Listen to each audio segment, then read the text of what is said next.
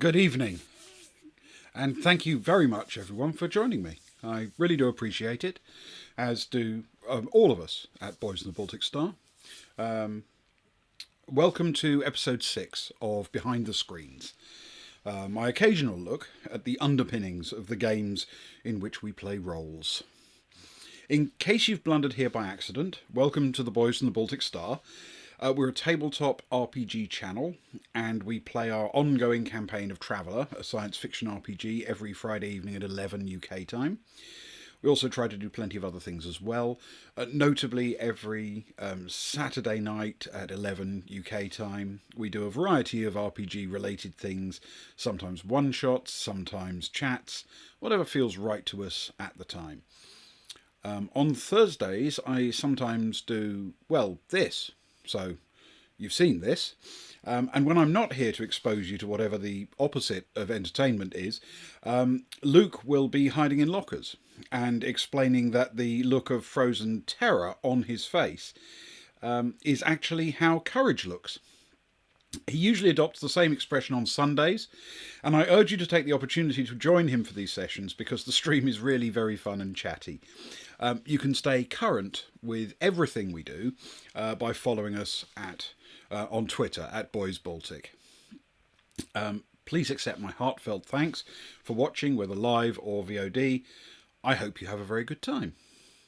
So this time, part 3 of RPG Adventures from Scratch introduces some actual content, now that we've got a structure to hang some events off.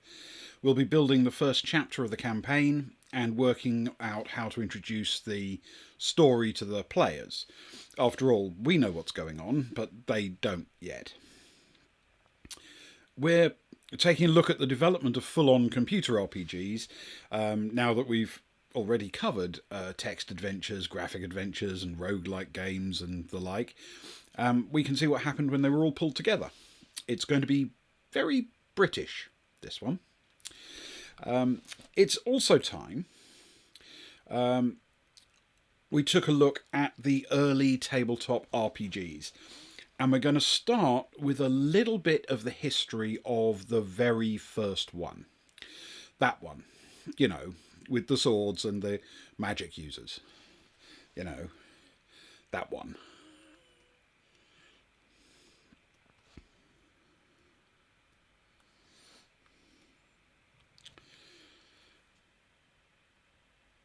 Origin systems and the rise of the computer RPG. We've already discussed the various bits and pieces of the development of computer role-playing games in previous episodes, but this is the one where it all comes together.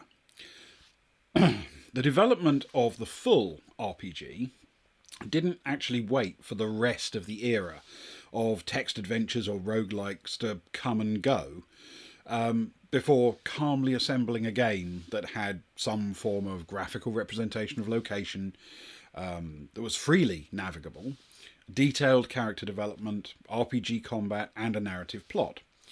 Because actually people started this process very early, and the series that most embodies the change had its first release in 1981, when Origin Systems released Ultima.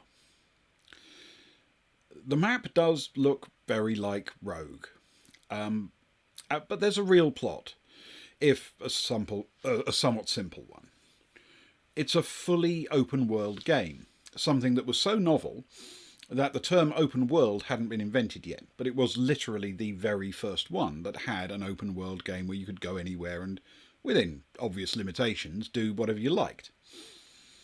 It had a proper character development framework and a combat system that would certainly have been comparable to the tabletop RPGs of the time. But remember, this was 1981. 8-bit computers and limited graphics were the reality. By the time Ultima 9 was released, and yes, that is just the 9th in the main sequence, there were other spin-offs and sub-releases of one kind or another. It was appropriately released in 1999. The graphics were fairly modern looking 3D, but the plot and backstory had become more intricate, arguably verging on the arcane. but the adventures of Lord British and his family were fond favourites. So in 1997, even before that, Ultima Online was launched and became one of the very first massively multiplayer online RPGs, and certainly the most successful of the early attempts.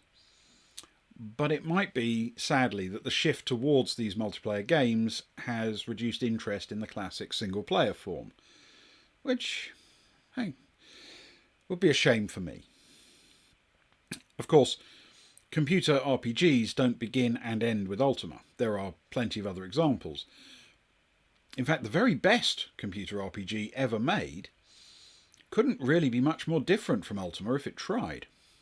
It was released in 2003, and it was called Knights of the Old Republic. It was an insanely immersive game, partly because it was set in the richly detailed Star Wars universe. Now, it would be silly to suggest that 2003, all that time ago, is the last word in computer RPGs. And of course, I'm not saying that. What I am saying is that after Knights of the Old Republic, the next computer RPG that's really excited me to the same extent is when, last month, it was announced that there's going to be a remake of it. Other people might mention other games, of course, but I have my favourites. What can I tell you?